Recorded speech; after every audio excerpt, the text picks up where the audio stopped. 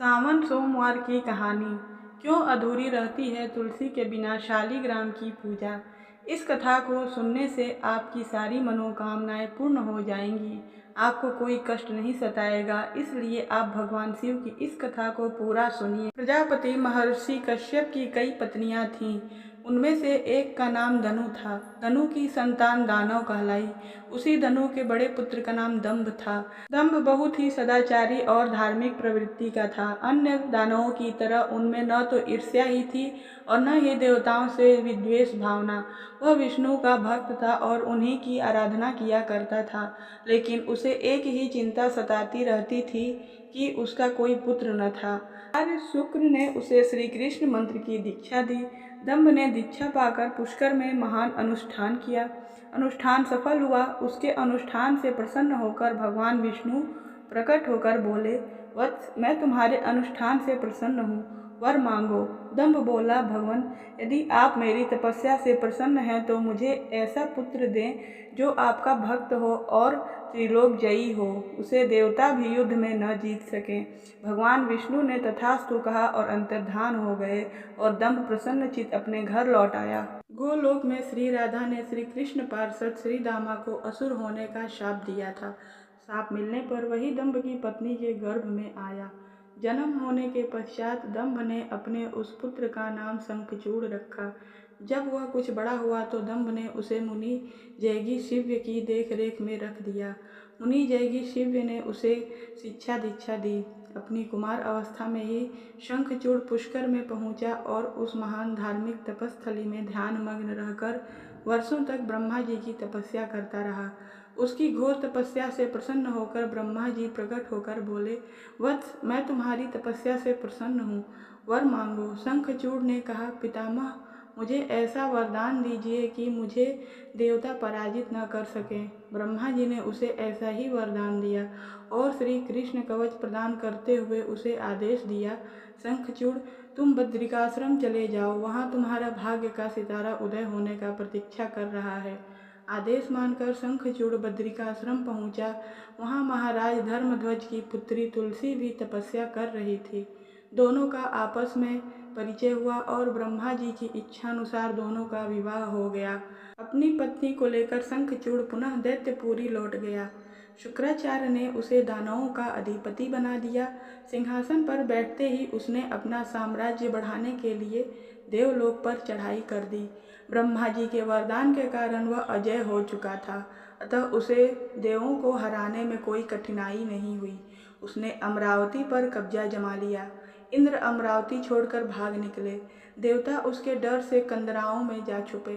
शंखचूड़ तीनों लोकों का शासक हो गया और सब लोकपालों का कार्य भी उसने संभाल लिया। उसने अपनी प्रजा की भलाई के लिए अनेक कार्य किए। प्रजा उससे बहुत प्रसन्न थी। सर्वत्र सुख और शांति थी, क्योंकि शंखचूड़ स्वयं ही कृष्ण भक्त था। अतः उसकी प्रजा भी भगवान कृष्ण पर पूरी आस्था रखने लगी।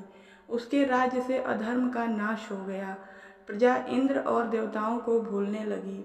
इससे देवताओं को बहुत क्षोभ हुआ।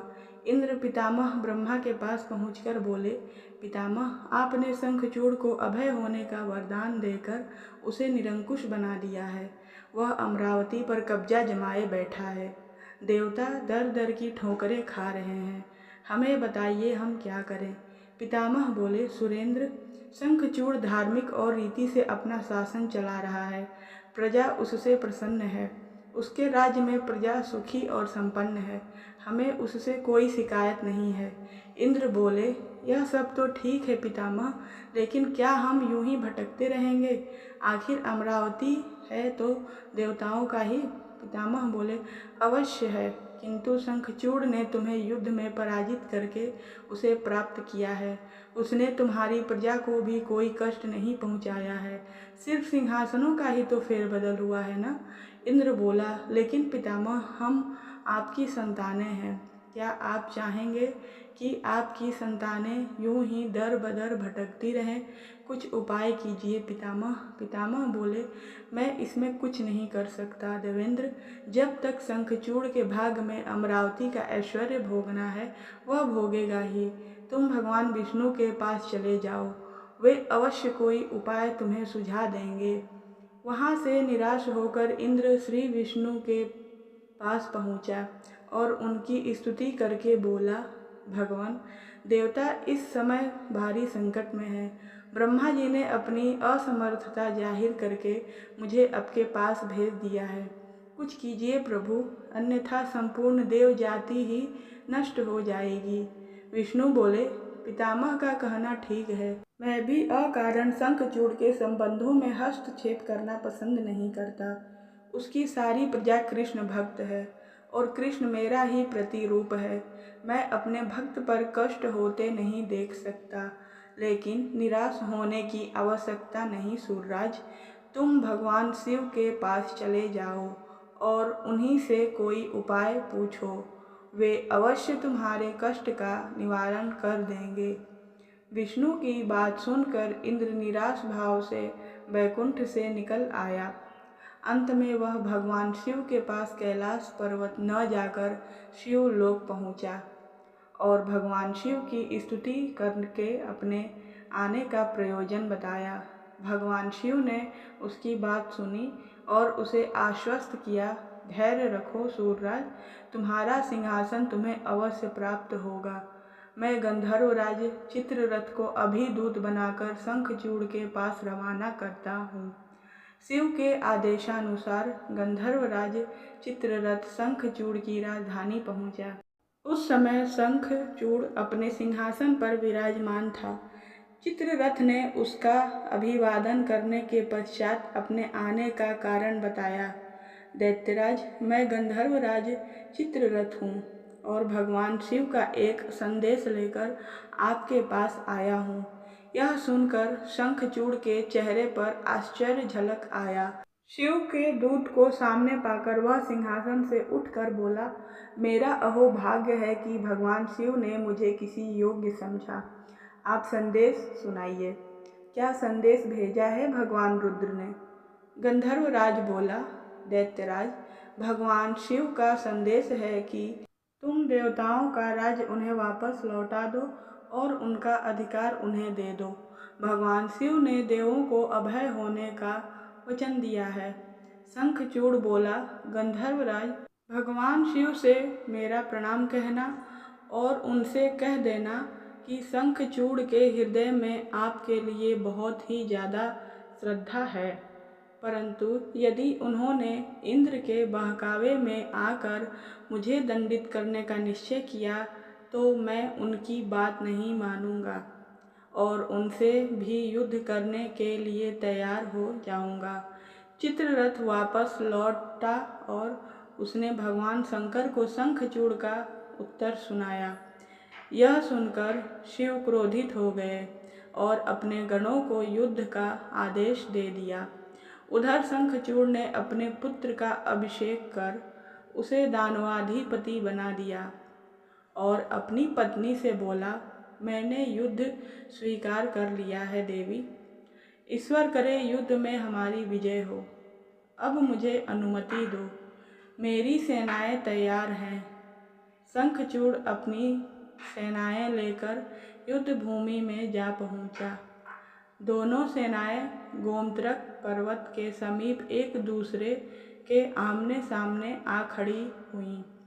भगवान शिव ने शंखचूड़ के पास एक बार फिर संदेश भेजा कि वह नादानी न करे और युद्ध से दूर रहकर उनकी बात मान ले, किंतु शंखचूड़ न माना और दोनों सेनाओं में घनघोर युद्ध छिड़ गया। भगवान शिव और शंखचूड़ आमने सामने डट गए। दोनों में अनेक अस्त्र शस्त्रों से युद्ध होने लगा। फिर भगवान शिव ने ज्यों ही शंखचूड़ का वध करने के लिए त्रिशूल उठाया तो आकाशवाणी हुई, देवाधिदेव, आप प्रलंकर हैं, सर्वसमर्थ हैं, किंतु आपको मर्यादा की रक्षा करनी चाहिए। श्रुति की मर्यादा को नष्ट न करें। जब तक शंखचूड़ के पास हरि का कवच है और जब तक उसकी पतिव्रता पत्नी मौजूद है, तब तक उस पर बुढ़ापा नहीं आ सकता और न ही उसकी मृत्यु हो सकती है। आकाशवाणी के खत्म होते ही शिव का त्रिशूल अपने आप रुक गया। तभी भगवान विष्णु प्रकट हुए। शिव बोले, भगवान आपने तो मुझे बड़े धर्म संकट में डाल दिया है। आप ही ने तो इंद्र को मेरे पास भेजा और जब मैंने उसे अभय करने के लिए युद्ध आरंभ किया तो अब आप ही का कवच आड़े आ रहा है। अब आप ही कोई उपाय सोचिए। विष्णु बोले, शंखचूड़ के शाप का समय अब समाप्त होने ही वाला है। भगवान अब इसे असुर योनि से मुक्त करके गोलोक भेजना पड़ेगा। यह कृष्ण भक्त है और कृष्ण मेरा ही प्रतिरूप है, अतः इसे वापस गोलोक में भेजना होगा। फिर विष्णु ने एक ब्राह्मण का वेश धारण किया और शंखचूड़ के पास पहुंचकर बोले, दानवराज मैं एक निर्धन ब्राह्मण हूँ, कुछ पाने की आस लिए आपके पास आया हूँ। शंखचूड़ बोला, मांगो विप्रवर, जो भी मेरे पास है उसे दे देने में मुझे किंचित भी विलंब नहीं लगेगा। मेरा सिर भी मांगोगे तो वह भी दे देने में इनकार नहीं करूँगा। आप आदेश तो दें। ब्राह्मण वेशधारी विष्णु बोले, दैत्यराज मुझे आपका सिर नहीं आपका कवच चाहिए। बोलिए, देंगे अपना कवच। शंखचूड़ ने अपना कवच उतारकर ब्राह्मण वेशधारी विष्णु को सौंपते हुए कहा, अवश्य, यदि भगवान कृष्ण की ऐसी ही इच्छा है तो ऐसा ही होगा। आप कवच ले जाइए। ब्राह्मण वेशधारी विष्णु कवच लेकर दैत्यपुरी पहुँचे। फिर उन्होंने शंखचूड़ का वेश धारण किया और राजमहल में जाकर शंखचूड़ की पत्नी तुलसी के पास पहुँचे। तुलसी ने उन्हें अपना पति ही समझा और उनका स्वागत किया। उस रात विष्णु शंखचूड़ के महल में ही ठहरे। अचानक ही पतिव्रता तुलसी को धोखे का आभास हुआ। वह चौंक कर बिस्तर से उठी। बोली, कौन है तू और मेरे साथ छल करने का तुझमें साहस कैसे हुआ? जल्दी बोल, अन्यथा अपने पतिव्रत तेज से अभी भस्म करती हूँ। विष्णु अपने वास्तविक रूप में प्रकट हो गए। उन्होंने तुलसी को समझाते हुए कहा, सुनो तुलसी, तुम्हारे पति का समय पूरा हुआ। एक शाप के कारण ही उसे असुर योनि में आना पड़ा था। अब से वह गोलोक में रहेगा, क्योंकि तुम्हारा पतिव्रत धर्म ही उसकी रक्षा कर रहा था, इसलिए मुझे छल करके तुम्हें कलुषित करना पड़ा। तुलसी रोते हुए बोली, यह आपने अच्छा नहीं किया भगवान, यूँ मेरे साथ छल करके मेरा सतीत्व नष्ट किया। मैं शाप देती हूँ कि आज से आपको भी पत्थर बन जाना पड़ेगा। आप में दया ममता नहीं है, आप पत्थर हैं, पत्थर। विष्णु बोले, और मैं तुम्हें वर देता हूँ तुलसी कि मेरे पत्थर बन जाने पर तुम्हें भी मेरे पास ही स्थान मिलेगा। भविष्य में लोग तुलसी और शालिग्राम की पूजा करेंगे। तुलसी के बगैर शालिग्राम की पूजा अधूरी रहेगी।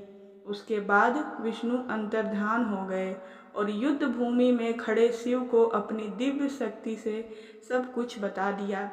शंखचूड़ और शिव में पुनः युद्ध आरंभ हो गया, किंतु तुलसी के पतिव्रत धर्म नष्ट हो जाने से शंखचूड़ की शक्ति घट गई थी। अतः शिव ने अपना त्रिशूल उसकी ओर फेंका तो वह सीधा शंखचूड़ के हृदय स्थल को वेध गया। वातावरण में हजारों बिजलियां एक साथ कौंध गईं, चारों दिशाएं कांप उठीं और देखते ही देखते शंखचूड़ धरती पर जा गिरा। गिरते ही उसके प्राण पखेरु उड़ गए। शाप से मुक्ति मिलते ही श्री दामा गोलोक जा पहुंचा। उसकी भस्म से एक शंख प्रकट हुआ, जो कालांतर में भगवान शिव के हाथों की शोभा बना। देवताओं ने शिव की जय जयकार की और इंद्र को अपना सिंहासन पुनः प्राप्त हो गया। और इसी के साथ यह कहानी समाप्त होती है। बोलिए हर हर महादेव। अगर आपको वीडियो पसंद आई हो, ये कहानी पसंद आई हो, तो इस वीडियो को लाइक करिएगा और मेरे चैनल को सब्सक्राइब कर दीजिएगा।